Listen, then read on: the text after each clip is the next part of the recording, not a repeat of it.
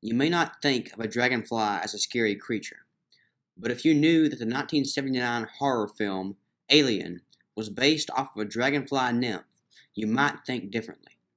Imagine for a second that you are a character in the movie Alien and you see the detachable jaw of the alien coming at you. This is what it would be like to be a small water bug being chased by a dragonfly nymph.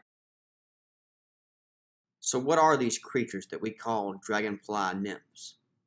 Dragonflies and damselflies are aquatic insects, so they spend most of their lives underwater as nymphs, or other people call them larvae or naiads. The dragonfly spends most of its life living underwater, sometimes up to 3 years, swimming, growing, and hunting prey. This is the lengthiest portion of a dragonfly's life cycle. So the life cycle of odonates is pretty unique. So they start out as eggs that are laid in aquatic vegetation underwater, and they hatch after about a week or so, and then they go through their their aquatic or their nymph larval stage, and they spend most of their lives underwater. And they're fierce predators underwater. They eat the larvae of other aquatic insects like mosquitoes or mayflies. Some of the bigger dragonflies can even eat small fish or tadpoles. Um, and then once they're big enough, they crawl out of the water on a plant and they emerge um, as adults, and they spend a few weeks to a few months as adults, and that's what you see flying around the ponds. And then they mate and lay eggs in the water. The naiads are fierce predators, feasting on the larvae of other aquatic insects, small fish, and even tadpoles. Their main concern is being hunted by large fish or even adult dragonflies.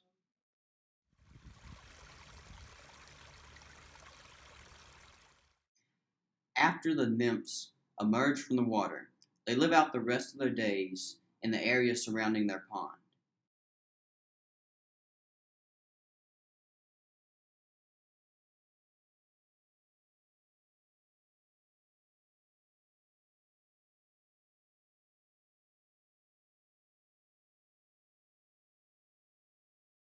They are fierce predators as well. A dragonfly will eat anything that flies, from gnats and mosquitoes to even smaller dragonflies. As adults, they eat other flying insects, anything they can catch and manage. Um, and then they get eaten by birds, they can get eaten by frogs, giant fish can jump out and catch them, but birds are their top predator as adults.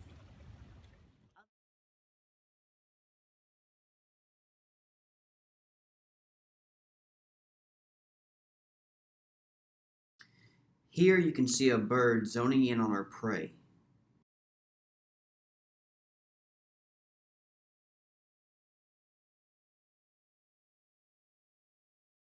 Luckily, this one got away. But sometimes the roles are reversed.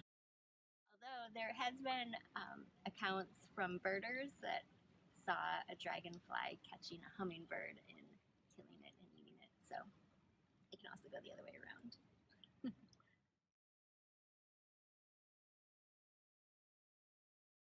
In the southeast, there's a lot of diversity of both dragonflies and damselflies, which I think probably is because there's a lot of fresh water in Alabama and the southeast in general.